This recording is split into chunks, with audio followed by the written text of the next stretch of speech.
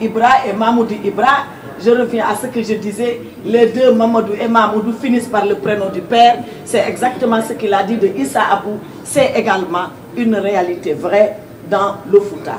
Et puis il y a cette belle Drianké qui arrive avec les clés de sa Mercedes, avec son argent, très pompeuse, qui ne se presse pas, qui a l'argent qu'il faut et qui fait tomber Tcherno le rigoriste, sous son charme.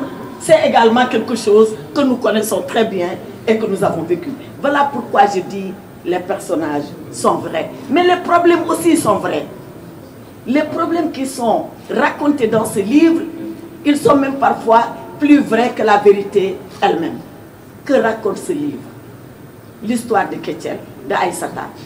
Aïssata qui vit dans un milieu conservateur, mais qui subit la violence d'un viol.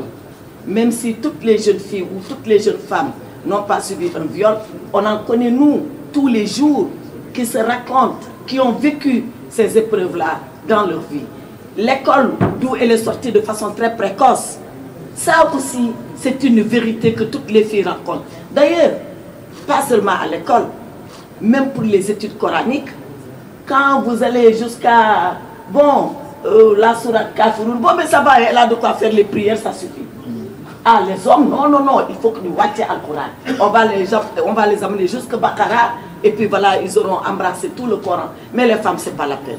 C'est juste 3-4 versets, de quoi prier, de quoi s'acquitter de ses devoirs religieux, et après, c'est fini. Donc, Aïssata, elle va à l'école, c'est pour ne jamais finir. Pourquoi? Parce que c'est l'autre fléau qui l'attend, c'est le mariage précoce. Un mariage arrangé entre elle et son cousin, qui bien évidemment vit à l'étranger, qui bien évidemment après la nuit de noces ne reviendra plus jamais, et qui bien évidemment la pousse vers un amour là, vraiment voulu, mais caché, presque interdit, avec cet instituteur du village qui arrive et qui fait les salutations à son père, d'où le coup de foudre, d'où l'enfant caché, d'où l'infanticide. Parce que tout ça finit à l'infanticide. Et là, on sent dans l'écriture le juriste qui parle, dans les méandres et les dédales de la procédure, mais bien évidemment qui dénonce la lenteur des procédures judiciaires, avec ce juge d'instruction qui jamais n'instruira et qui ne se rappellera qu'au moment de son affectation, grâce à la vigilance du greffier, qu'il y a un dossier qui vous attend là et que vous n'avez pas traité. Donc, voilà les problèmes qui, pour moi, sont les problèmes vrais. Mais je ne peux pas dire que c'est des problèmes propres au Fouta. À la limite, on enlève la sévérité du climat, on met quelques arbres et quelques climats un peu cléments. Bon, on se dira qu'on est dans un village serrère ou qu'on est en Casamance.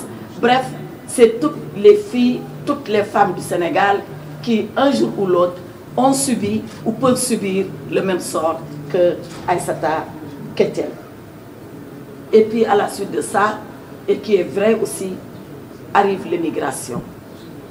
Aïssata, elle a été honnie et vouée aux gémonies par son père, le Tcherno, qui n'a pas accepté qu'elle puisse avoir cette grossesse hors mariage, qui n'a surtout pas accepté d'abord l'infanticide, ensuite la grossesse hors mariage, et qui l'a fait partir de la maison familiale.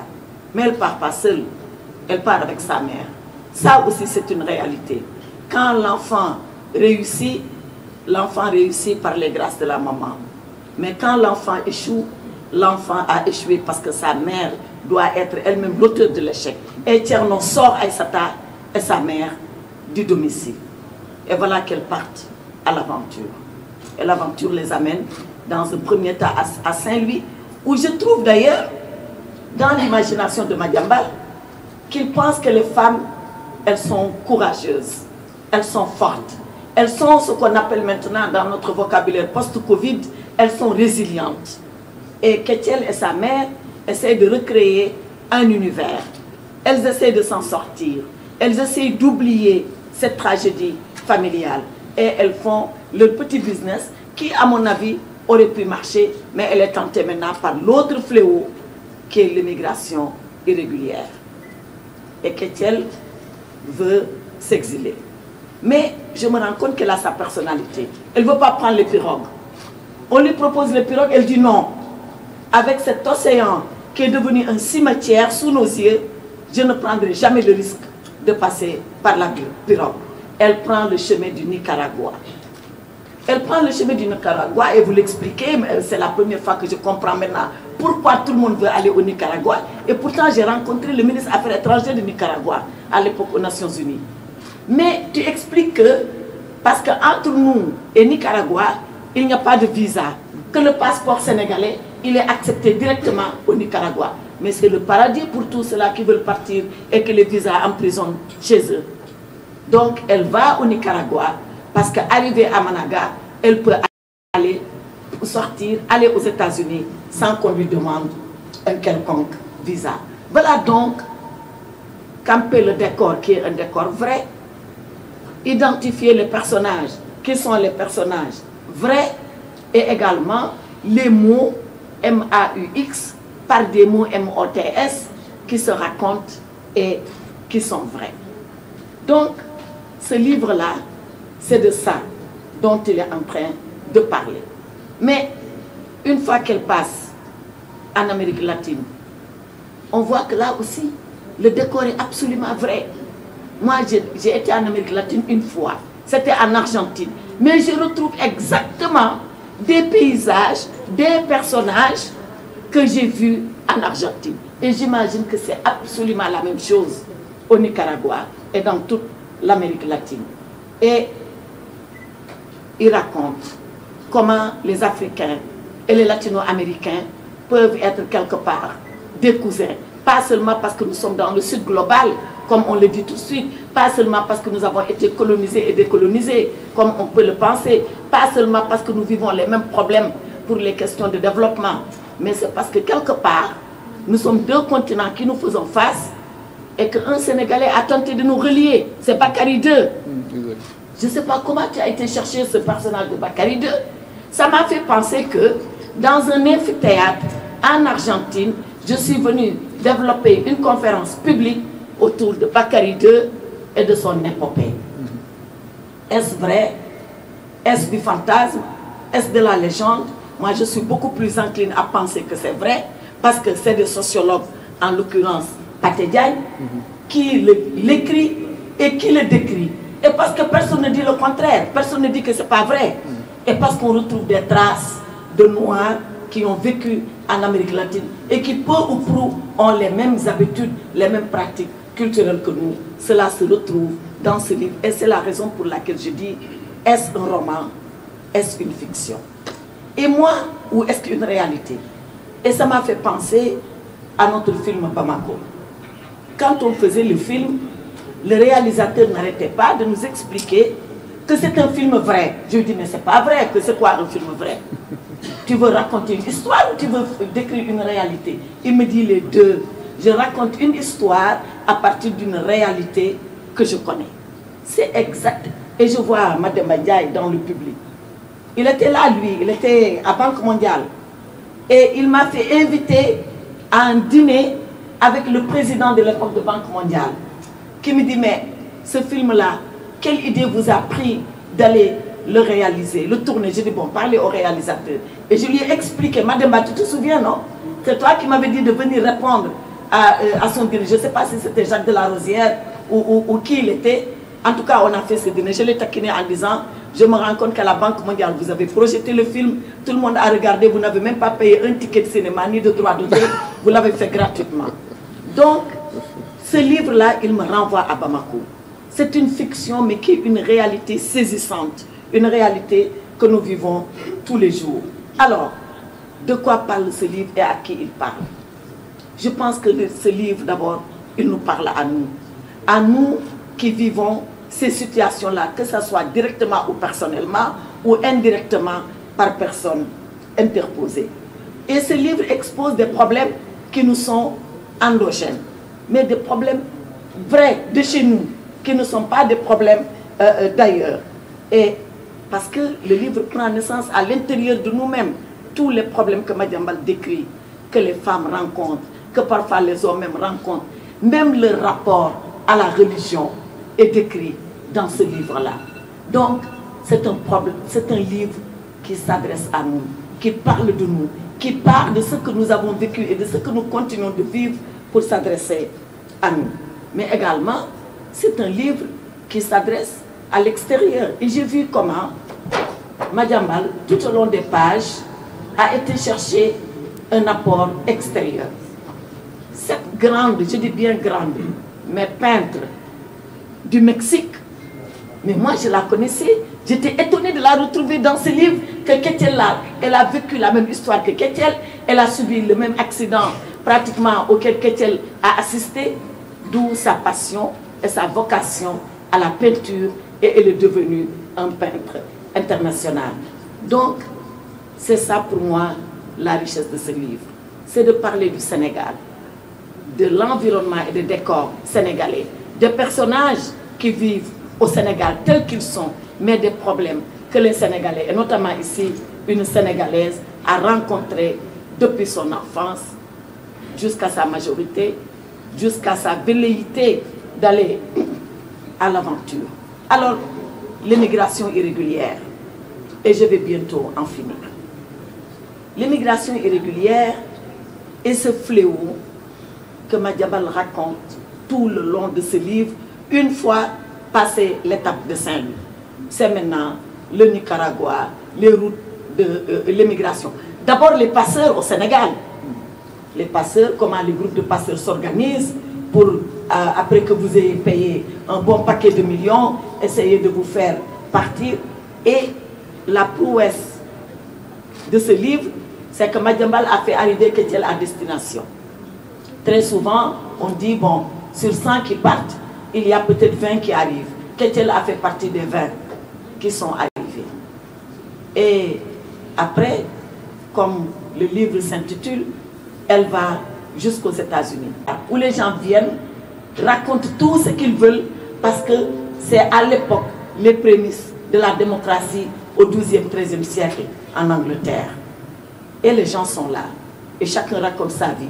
Chacun interpelle le locataire de la Maison Blanche, le président des États-Unis. Chacun pose son problème. La première fois que je suis partie aux États-Unis, j'ai vu cette scène et j'étais hallucinée. Comment ça se fait? Et j'ai trouvé un qui avait une petite baraque en carton. Il dit qu'il est là-bas depuis plus de 15 ans. Il ne bouge pas. Personne ne peut le faire déguerpir parce que qu'est-ce qu'il veut? Il veut que le président des États-Unis démissionne. J'ai dit, mais bon sang, ils sont combien à être là depuis 15 ans? Il a dit, madame, ce n'est pas l'identité de la personne qui m'intéresse. Je ne veux pas qu'il y ait de président de la République aux États-Unis parce qu'il est trop puissant. Et il est là, personne ne le fait déguerpir, personne ne lui dit de bouger, il porte sa revendication perpétuelle. Je suis sûr qu'il y a encore, s'il a la chance de vivre, et Madiambal raconte cela. Et Ketiel vient à la rencontre de ces gens-là. Peut-être pour s'exercer à une autre forme de démocratie, je ne sais pas, mais en tout cas comprendre qu'on est dans le pays des libertés où le dollar est Dieu, même si elle l'a refuté, elle a fini après par comprendre quand elle voyait son argent partir un peu en miettes que le dollar est vraiment Dieu aux États-Unis. Et Ketiel veut après aller au Canada à la suite d'un incident malheureux. Et là, je m'arrête. Elle veut aller au Canada avec un Sénégalais qui lui dit, mais attention, au Canada, l'immigration va s'arrêter. Parce qu'il n'y a rien après. Il n'y a rien après le Canada. Oui, il y a le pôle Nord, si on veut. Donc, on comprend que l'immigration a une fin physique. Il y a des endroits où il ne vient pas à l'esprit des migrants d'aller. Mais l'immigration doit avoir une fin politique. Il faut que par des politiques hardies, on puisse savoir et mettre en œuvre des solutions à l'immigration. C'est très difficile.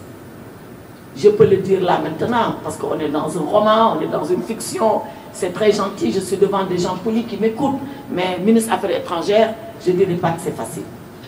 Je ne dirais pas que c'est facile parce qu'on a essayé toutes sortes de choses. Parce que le fait de partir et de voyager, mais ça fait partie de la...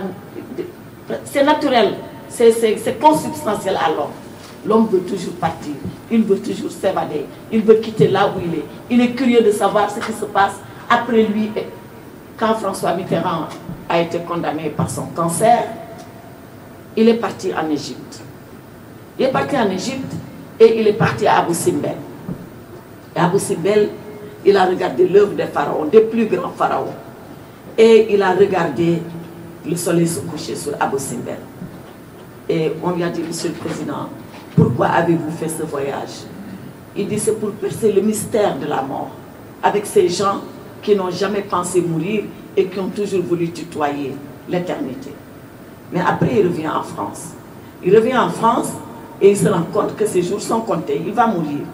Et le dernier jour, pendant qu'il avait encore quelques forces, et qu'on lui a dit, Monsieur le Président, il dit, enfin, je vais savoir. Enfin, je vais savoir. Parce que l'homme a soif de savoir qu'est-ce qui se passe après la mort. Eh bien, c'est le même instinct qui nous pousse à partir, qui nous pousse à repousser l'horizon, qui nous pousse à vouloir chercher à savoir qu'est-ce qui se passe derrière cette ligne que nous apercevons. Donc dire, avec tout ça que je décris de l'humain, qu'on va arrêter l'immigration clandestine, c'est vraiment, excusez-moi du terme, prendre ses rêves pour des réalités. Mais nous pouvons mettre quelques garde-fous. Les garde-fous, on les a mis. Ils sont la plupart du temps répressifs. Ça ne marche pas trop. On démantèle les grandes pirogues qui amènent les gens. On interdit que le carburant soit vendu dans des jerrycans pour penser que les passeurs ne viendraient pas prendre du carburant. On met toute la gendarmerie sur nos ports, mais quand même les gens arrivent à partir. Donc, la solution répressive ne peut pas être la seule et unique solution. Il y a la solution de la dissuasion, parce que personne ne comprend au Sénégal. Quand les gens partent parce qu'ils sont persécutés, on le comprend. Quand les gens partent parce que les conditions économiques les poussent à partir, on comprend. Quand les gens partent parce que les changements climatiques les ont poussés à y aller, ayant tout perdu, on comprend. Mais quand les gens partent alors qu'ils ont de l'argent et une situation, il y a un gros point d'interrogation que nous devons lever. Et Ketiel fait partie de ces migrants. Ketiel, elle avait un business. Mais pourquoi bon sang part-elle? Pourquoi on voit quelqu'un qui liquide toute sa quincaillerie, qui a de l'argent et qui dit je m'en vais? Pourquoi on voit un enseignant qui risque cela? Moi, je l'ai vécu en tant que ministre des Affaires étrangères et je n'ai jamais eu réponse à cela. Donc, il y a un phénomène devant nous que nous devons analyser avec toute la froideur qu'il faut pour essayer de comprendre et d'aller au-delà de ce qui pousse les gens à partir et d'essayer d'appréhender ce phénomène. Et pour finir, Madiambal tue Ketiel à la fin. Il la tue. Ketiel, elle se projette d'un étage parce que justement, elle devait encore être arrêtée par la police américaine, et pour elle, c'était le coup de trop. C'était la misère morale de trop. C'était encore l'injustice de trop parce qu'elle devait être arrêtée alors qu'elle n'avait rien fait. Voilà. On l'a poussée. Elle n'a pas fait d'infanticide comme ça parce que c'était à la suite d'un viol. Elle a pris une grossesse parce que c'était son amour. Mais on ne l'a pas acceptée. On l'a sortie de chez elle. Et là, voilà qu'après avoir surmonté toutes ces difficultés et toutes ces épreuves, elle se retrouve encore nez à nez avec la police pour quelque chose qu'elle n'a jamais commise. Et là, elle n'en pouvait plus. Elle se jette de l'étage et ainsi prend fin la tragique vie de Ketiel. Et je dis à Madiambal ce matin, tôt ce matin, mais pourquoi donc tu as tué Ketiel? Comme j'avais dit à mon oncle Cheikh Hamidou Kane, je me dis, tonton, pourquoi avez-vous tué Samba Diallo? Il fallait le laisser vivre. Il me dit, parce que pour moi, je ne pensais pas un jour qu'on puisse combiner et la civilisation occidentale et nos racines et notre culture pour transcender tout ça, prendre de chez les autres tout en restant ce que nous sommes. Si je réécrivais Aventure ambiguë aujourd'hui, peut-être que je n'aurais pas tué Samba Diallo. Mais Madiambal me dit, si je ne tue pas Ketiel, ça aurait été un happy end. Et un happy end, c'est comme un appel d'air à tous ceux-là qui veulent partir. C'est comme si l'immigration devait être un succès. L'immigration devait être la clé de la réussite. Or, ça ne peut pas être cela. Je ne peux pas pousser les gens. Je ne peux pas encourager l'immigration irrégulière. Voilà donc comment s'arrête la vie de Ketiel, tout en nous laissant, nous, penseurs, est très songeur sur tous ces phénomènes que Madiambal a tenté d'embrasser dans ce livre. En tout cas, ce livre, je vous demande de le lire. D'abord, il est remarquablement bien écrit. Remarquablement bien écrit. Ensuite, il se lit d'un trait. Et puis, il nous raconte, comme je l'ai dit, sous forme de fiction, une histoire vraie. Rien n'est plus vrai que le Tcherno. Rien n'est plus vrai que ces paysages du Fouta que tu décris. Rien n'est plus vrai que toutes ces épreuves que Ketchel a traversées. Rien n'est plus vrai que la tragédie humaine autour de l'immigration clandestine. En tout cas, félicitations Madiambal. Vraiment, bravo pour ce que tu as fait. Moi, je suis séduite par cet art qu'on te découvre maintenant. Et si j'ai un vœu à formuler, n'en déplaise aux journalistes, c'est que tu abandonnes le journalisme pour ne te consacrer maintenant qu'au roman. Je vous remercie de votre attention. Merci. Tu es magnifique. Oui, beaucoup.